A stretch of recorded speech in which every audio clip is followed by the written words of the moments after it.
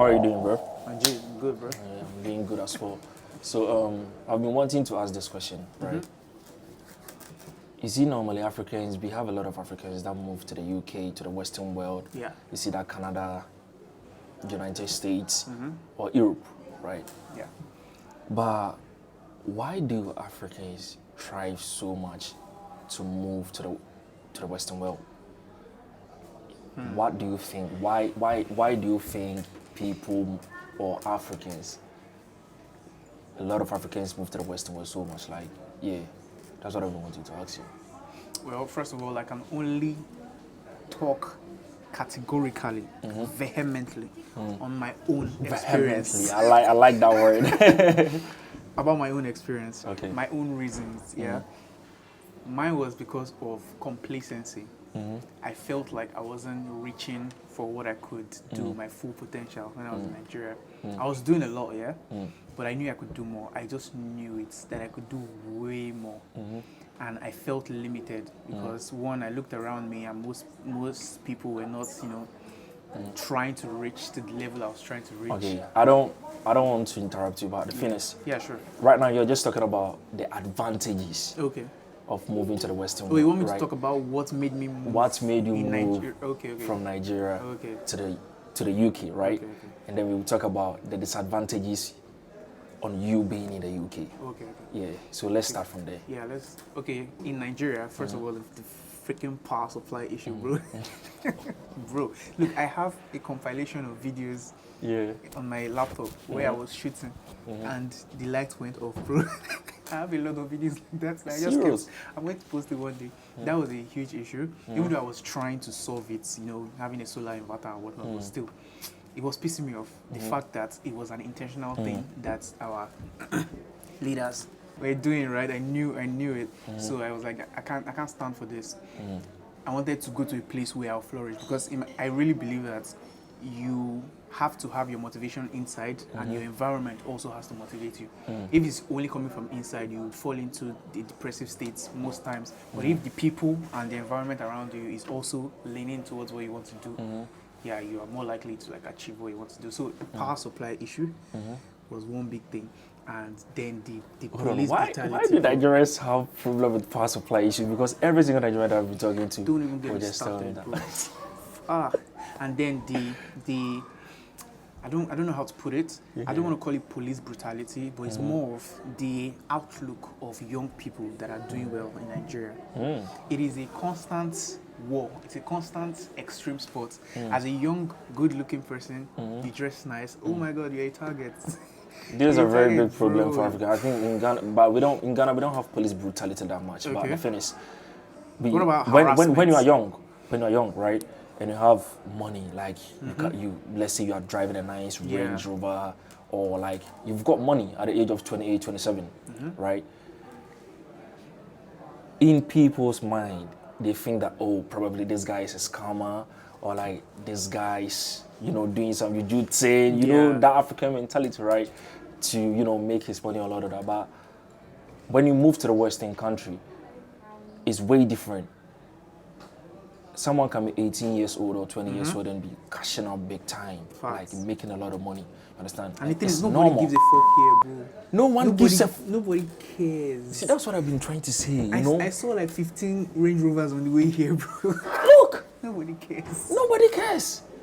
If you just go naked, run around the road, no one cares. No one cares. I love that fact. Like, I was legit afraid of being too successful. In my head, I felt a cap. Something was holding In me. your own country. Like, if I do this, I've been hearing of EFCC. EFCC at people's doors. Like, look, I didn't commit any crime. I didn't kill anybody. I didn't steal from anybody. I didn't scam anyone. Why are you still just... So, I would be driving in Niger, and I would see a police check. I'm sure every young person can relate to this. I'll be driving in Niger, I would see a police checkpoint. I am not a criminal, but I will still have my heart beating fast. Just because you know how they move. Oh my God. Man, I try as much as possible to paint Nigeria in a good light and then speak about the great things happening in the country, what young people are doing, amazing stuff. But still, when I think about those things, it's heartbreaking, bro. I know. It's heartbreaking. What about you? Like, in my country, like, what made me move to the UK? So, like, me personally, I just wanted to explore more. Okay. You know, like wanted to get more opportunities, right? Okay. But then moving to the UK, I found out that it takes time. It doesn't just happen overnight. Yeah. You know, you need to like take your time because you just don't move to a whole new different country and then expect everything to go on well for you. It doesn't work that way. Fact. You need to put in the work. You need to, you know, pay your taxes. You just need to put things in place so that, let's say, if you want to start a business or you want to invest in something, that's going to be easy for you. You know, so yeah, that's, to me, that's it. And in my country, let's say, I don't know, like getting opportunities is very difficult. Imagine like completing university, right? You have your degree, you have your certificates, you have the qualification, you know, for certain type of jobs. But then you still need to see someone like a protocol type of shit. Let me say. So you still need to know someone. You still need to know someone for you to be granted a job. I have no problem with knowing someone, and like connections are a great thing. Networking is good. Networking is good. But I hate the fact that they would put networking over qualifications. That's what I don't like. Like, why should you choose someone just because you know them? Okay, look, why would someone be a politician, right? And let's say I did a political science in university. Okay, like I've been working with a political party for, you know, an amount of time. But then I still can't get that level, the opportunities that I want. I can't be granted what I want to achieve in life. You know, I still need to be that low. Until it's like you the please rich, some kingmakers. you know, like it's crazy. I feel it. It's really crazy. So these are some of the things that made me come to the realization that no, I don't want to do this. Like, I need to move out of the country. You know, at least networking is available in the UK too. It works in the UK too. Yeah. You need to know people and all of that. These all work in the UK. But the thing is, in the UK, it's not that hard for you to, you know, get these opportunities, like meet people. You can just be walking around, meet people, have conversation with them, and then, oh, like, what are you into? The person will just tell you, oh, I'm into this, I'm into that. You might be into that thing as well. And then from there, you just, you know, collaborate, like networking. Get your next partner, your next job, your next collaborator. You know? So that's what made me move to the UK. That is literally how I met this guy. Exactly. let's talk about how we met. Yeah. I just came out, right? Yeah. First of all, I thought there were no content creators in Coventry. If you're a content creator in Coventry, please enter my DM. Like, I want to meet as many people as possible. Exactly. I thought there were no content creators in Coventry. I was thinking of moving, in fact. Until I went out to shoot one day, I just told myself, bro, if there are no content creators, just go outside yourself. Put your camera and start shooting. Nobody cares. So I did that. And then that's when you walked up to me. That time I've just finished work. Going home. So I was like, I met this guy holding his camera, walking around. I was like, are you a content creator? And I was like, yeah, I create content, I do this, I do that. So he showed me some of his stuff and all of that. So that's how we collaborated. Yeah. This is what I call networking, right? And it was like the next day or 2 days after, we were already making we were already making stuff. That's what it should be about. Exactly. That's what it should be about. You know. So let's talk about some of the disadvantages when you move to the UK, right? Okay. There are two. Yeah. I'm just saying. This guy. Yeah. So yeah, let's talk about some of the disadvantages in the UK. What do Africans or immigrants face when they move to the UK? In my personal experience. Okay, let me put it this way, right? Okay. What are some of the advantages that Africans will have in their own country that you will not get the same advantages when you move to the UK? What do you think about that? Yeah, true. As an expat, like if you're in a new country, you want to work there, build a business there, build a startup, study, whatever. First thing is, you don't have history in that country. And that's something I experienced personally. If you're trying to get an apartment or register for whatnot, you don't have history in this country. And I understand. I don't think it's discrimination in any way. I just think it's what it is. They don't know you. You have not, like, we don't know who you are. Basically, when you check your credit record, you are basically a newborn at that point. So they have to like put in measures to make sure that you come correct. So someone that have lived in the UK for a while, all their lives, and have moved from one house to the other, have spent 5 years here, 3 years here, they get access to a lot of things a lot faster. You know, especially like credit checks and whatnot, because they already have their history there. So that is one thing I know. You immediately get on a disadvantage here, especially if you're getting an apartment or whatnot. That entire process is annoying and gruesome. I've talked to a lot of my friends, and they all say the same thing. Oh, when I was trying to get my apartment, headache, call this person, get this one. So yeah, I think that is one big thing. Nothing else is coming to my mind though. What about you? For me, I think it's socialization. Oh, really? Yeah. For me, I think socializing in Africa is way easier than socializing in the UK. You got a point, right? Sure. And I think the reason might be it's in the UK. You know, there's a lot of violence going on.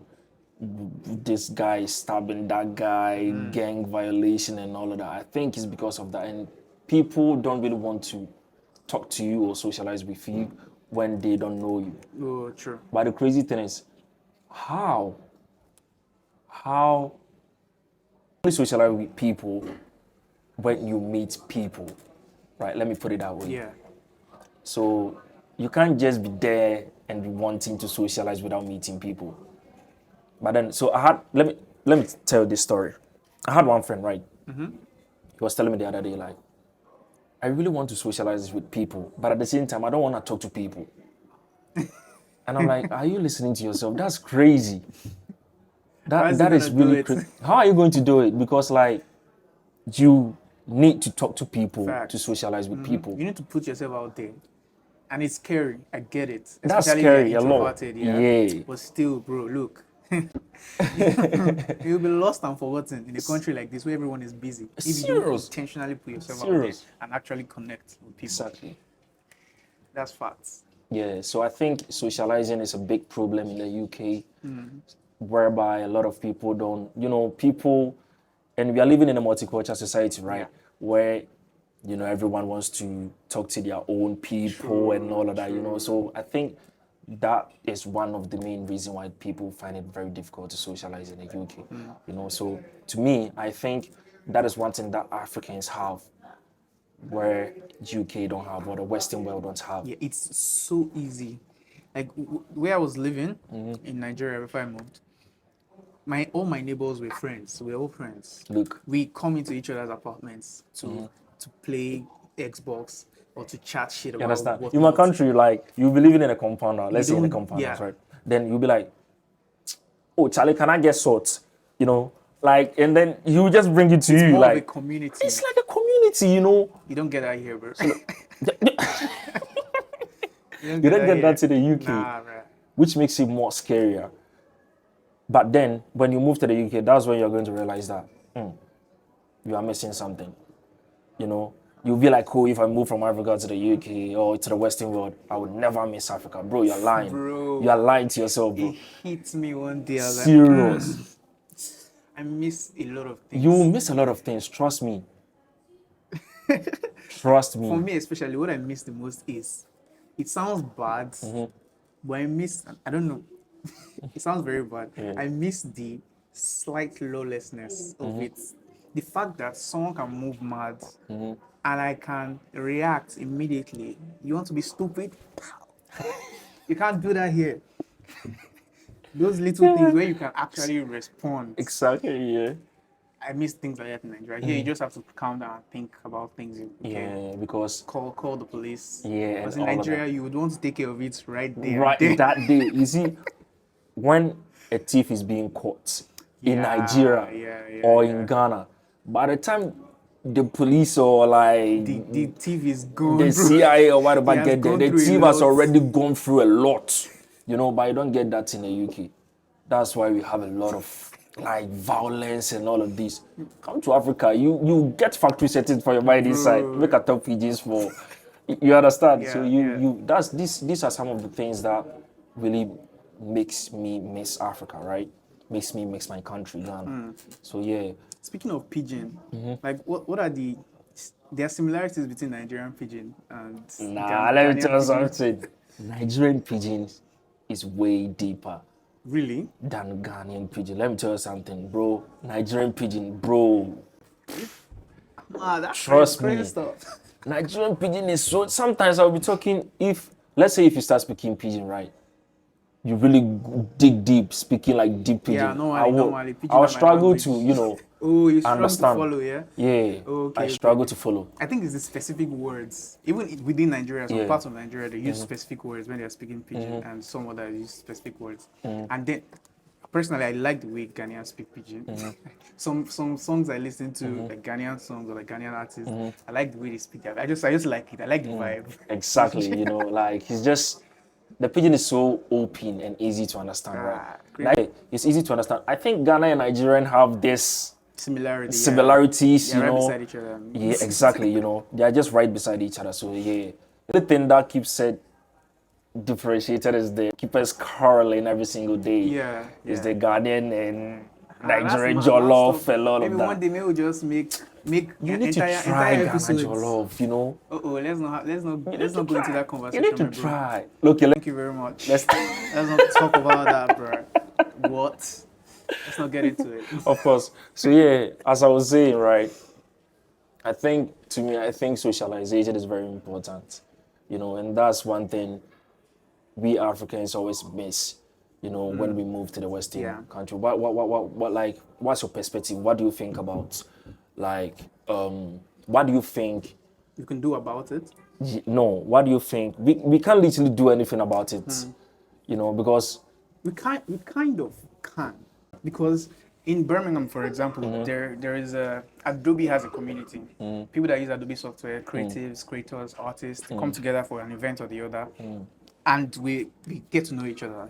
I met a bunch of people in Brom then. I met designers, makeup artists, I met illustrators. Yeah, so I think if we could start something like that in our city, getting creatives and artists together, find a reason to bring them together, whether it's an house party, whether we're going out for something, we are just together, creating content together, chatting and just getting to know each other. That would be dope, right? That would bring down the barrier for socialization, because most creatives that I know, they are also introverts. They're also introvert. That's the thing. But the thing is, there's the whole difference between being shy and being introvert, right? You can be introvert and not shy. Yeah. You can be shy and be introvert. Yeah. You understand?